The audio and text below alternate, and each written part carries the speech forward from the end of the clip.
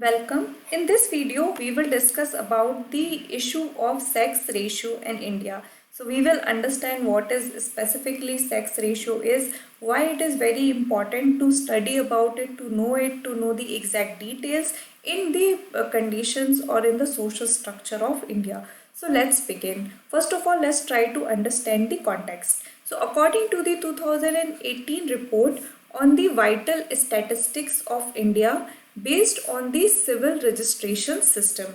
So basically this is the report which is based on the civil registration system, which is nothing but the registration system maintained by the Registrar General of India, which keeps on updating the birth, death, marriage and so on information.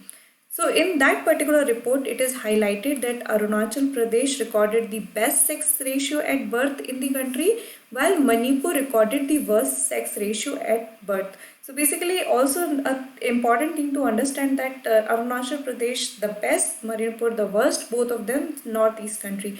But the other thing which could be understood from here is that few of the state like the Uttar Pradesh, Bihar, West Bengal has not provided the enough data for this report also.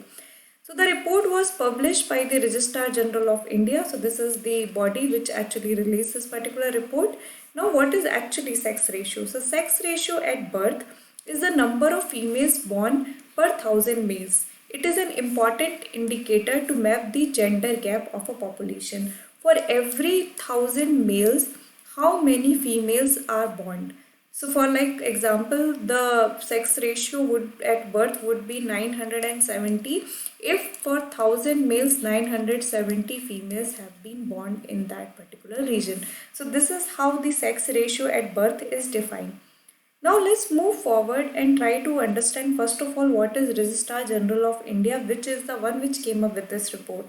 So Registrar General of India was founded in 1961 by the Government of India under the Ministry of Home Affairs. So just remember, it is actually under the Ministry of Home Affairs and not under the Ministry of Statistical and Program Implementation. Just remember that. And it is not any new organization or any new body. It has been here since 1961. It arranges, conducts and analyzes the result of the demographic surveys of India, including Census of India and Linguistic Survey of India. So basically, it is the body which will conduct the Census of India in the upcoming 2021, and it is also the one which takes care of the Linguistic Survey of India. So Registrar General of India is the one which has been mandated to confirm its duty of conducting the Census of India as well as Linguistic Survey of India. The position of registrar is usually held by the civil servant holding the rank of joint secretary. So you can understand again it is a very important body, and it is generally an important body to an extent that the registrar would be of a position which could be held by the civil servant of joint secretary level. Then the civil registration system, under which the recent report has actually highlighted, is the unified process of continuous, permanent, compulsory and universal recording of vital events like births, death, stillbirths and characteristics thereof. The data generated through a complete and up-to-date CRS is essential for socio-economic planning.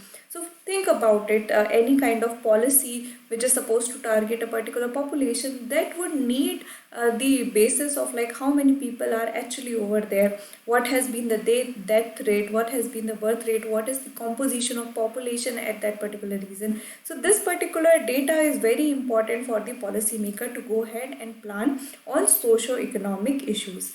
So this is the role of the Registrar General of India.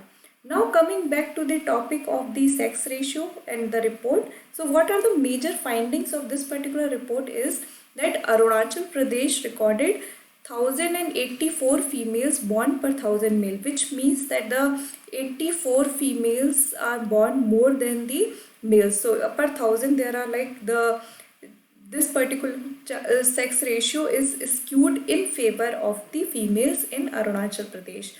It followed the Nagaland, which is 965, Mizoram 964 and Kerala 963. So if you see, the other northeastern state have actually also fared well, including Nagaland and Mizoram, and Kerala has also fared well. The worst sex ratio was reported in Manipur, which is 757. So for 1000 males in Manipur, 757 females were born. Lakshadweep was also pretty bad, like 839. Daman and Diu, it was 877. Punjab 896 and Gujarat also 896. So if you see the condition over uh, like the states of Punjab and Gujarat is also not looking very fine, and in fact the situation is grim, because for 1000 male you can understand in Punjab and Gujarat only 896 females were born. So, and now Delhi also recorded a ratio of 929 and Haryana of 914. So, if you actually consider, Haryana has been very, what you can say, infamous for the fact that their sex ratio was dwindling, and even now it is only 914. But it is still better than what has been recorded in Manipur, which is like the situation over here looks very grim. The ratio was determined on the basis of data provided by 30 states and UTs, as the requisite information from the six states, namely Bihar, Jharkhand, Maharashtra, Sikkim, Uttar Pradesh and West Bengal, is not available. So you see some of the major states have not provided the data. The Sample Registration System Report 2018 shows that the sex ratio at birth in India declined marginally from 906 in 2011 to 899 in 2018. So the whole idea that we keep on talking about, that the sex ratio is improving, there is more women empowerment in the country, but if you actually look at the data, it suggests that the overall decline in the sex ratio. So it has in fact declined from what was there in the previous census, which was 2011. It was 906. Now it has decreased further to 899 in 2018. Why this particular thing is actually observed, that contrary to popular perception, India's sex ratio at birth declined even as per capita income increased nearly 10 times over the last 65 years, according to the India Spend analysis of government data. So we all know that over the last couple of decades, the per capita income in the country has been increasing. But if you actually look at the details of sex ratio, it is dwindling, which is kind of seems very ironical, because generally it was considered that because girls were considered the financial burden, and that is why the female infanticide was so rampant. But this particular data kind of negate that theory. It could also be understood from the fact that the underlying, because now their per capita income has increased, now they have access to modern capacity to check for the sex rate, determination before the birth, and hence they also have the better means for the abortion also. So all this thing has actually played into the role that the overall sex ratio in India has declined. Now let's try to understand what is the problem, like why everybody, or like government, even the social activists, why do they talk so much about that lower sex ratio is going to be a very big problem. So let's talk about the challenges it would pose. First of all, it will create gender imbalance. So in fact, you will, Professor Amartya Kumar Sen, which he's like a very renowned economist, he has talked that in his world famous article of Missing Women, has statistically proved that during last century 100 million women have been missing in South Asia, which means that 100 million women who would have become adult and who would have been there went missing. So this is the missing women problem. This is due to discrimination leading to death experienced them from womb to tomb in their life cycle. So it is not only like after they are born they have to suffer, even when they were in womb they are, there is a practice of female infanticide. When they are born, they are again being discriminated throughout their life. They will be malnourished, they will be married off early, they would have to live a life of so much exploitation that they'll eventually even will die. So the cases of dowry and all this thing. So if all this is taken into account, 100 million women have went missing, and this is what Professor Amartya Sen has proven statistically. An adverse child sex ratio is also reflected in the distorted gender makeup of the entire population. So we again in overall we see that we read about the population pyramids, and in that we can see if the population of one side is more, it will create an imbalance in the overall population pyramid. Then this is one that will call gender imbalance, and then the distortion in the marriage system, which is considered such an important institution throughout the world. So adverse ratio result in the gross imbalance in the number of men and women, and its inevitable impact on marriage system as well as other harms to women. Think about it, like there was in fact a movie made back in 2003 by the name of Matrubhumi. So in that particular movie, it was highlighted that if there is a nation without women, what kind of atrocity would fall over the women, and how the position of men would also not be very good.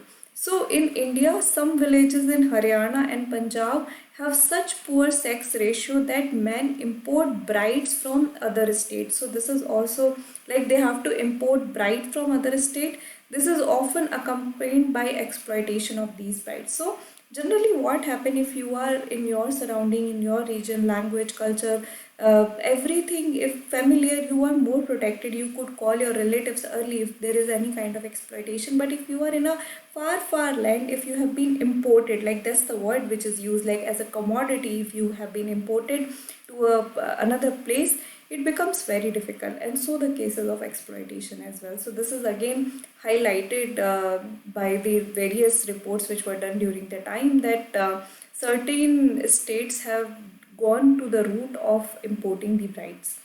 There are concerns that skewed sex ratio lead to more violence against both men and women as well as human trafficking. Now, because of, think about it, there is a demand, and the overall like there is no women for the men to get married to, and because there are no women, they will be more exploited. They will be like, there will be pimps who would try to human traffic them and extort amount for making them available to the groom. So all these things could happen. All these kind of things could not only have the effect of the exploitation of women, but it could actually disintegrate the whole institution of marriage also.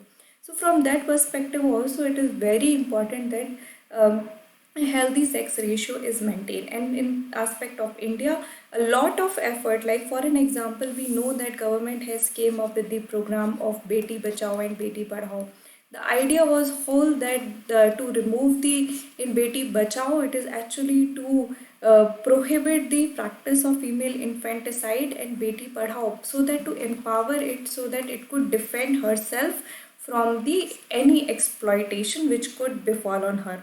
So such kind of initiatives were taken by the government, Ministry of Women and Child Development, have all other kind of schemes also running for empowering the women and providing them with support during the tough times. But at the end of the day, it's the social structure, it's the social conviction which need to be changed, the behavioral need change need to come up, that the girl child would also be at the same par as the male child. And when such kind of social change come into the picture, we would see a different kind of a population pyramid in terms of the gender. I hope you have understood this video. If you have any doubt, feel free to drop a comment. Thank you.